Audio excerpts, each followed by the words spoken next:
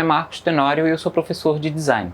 Eu estou aqui para dar uma dica para vocês sobre cores. O que são as cores e por que elas são importantes para a gente na área do design gráfico e do design digital.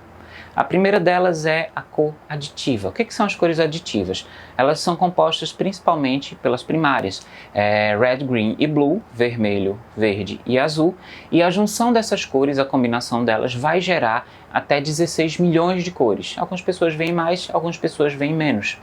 Já as cores subtrativas, elas são cores que elas não existem na natureza, mas a gente consegue observá-las.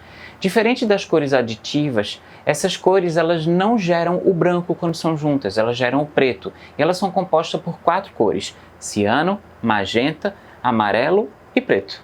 Por que o preto? Porque quando você junta ciano, magenta e amarelo dá uma coisa meio amarronzada, então eles colocaram um pigmento preto. As cores aditivas, elas são cores luz. Já as cores subtrativas, elas são cores pigmentos. Essas cores pigmentos, elas são criadas a partir de fenômenos químicos, tinta. Já as cores aditivas, elas são fenômenos físicos. Como é que se dá esse fenômeno? Observando a luz. Toda a luz que existe ao nosso redor, o sol, a lua. Então, tudo isso que a gente vê é fenômeno físico. Já o químico é a subtrativa. Tá, qual a diferença entre as duas?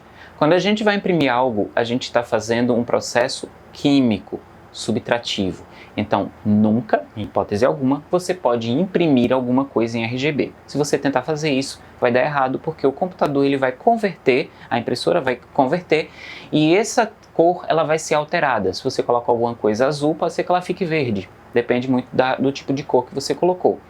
Já ao contrário, se você coloca um material de impressão em CMYK para um navegador de internet, por exemplo, ele vai também fazer a mesma coisa, ele vai modificar, vai transformar em RGB e a visualização vai ficar bem difícil. Muitas vezes você coloca, por exemplo, um material em verde bandeira e ele vai ficar verde limão. Por quê? Porque na conversão existem algumas informações que se perdem e por isso a gente tem problema. Tá, Marcos, e Pantone? Pantone é o quê? Pantone também é subtrativa e é cor pigmento. A diferença entre o CMYK e o Pantone é que o Pantone é uma marca registrada. Quando a gente quer imprimir alguma coisa em Pantone, a gente tem que comprar a tinta à Pantone. Por quê? A Pantone ela dá o nome à tinta, ela cria a tinta, ela vende a tinta e vende o catálogo da tinta.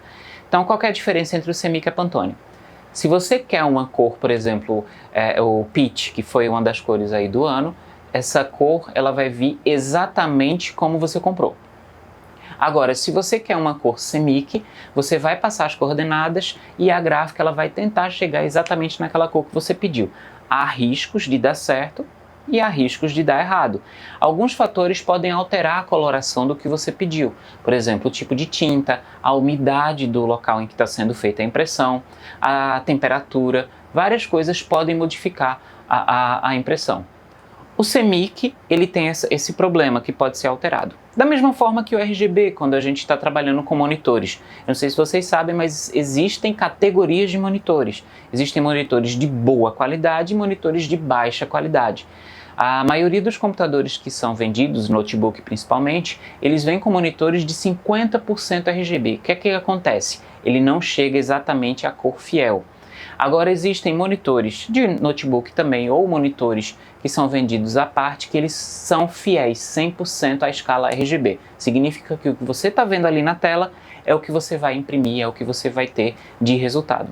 Tá bom? Espero ter colaborado com vocês e até a próxima dica. Tchau!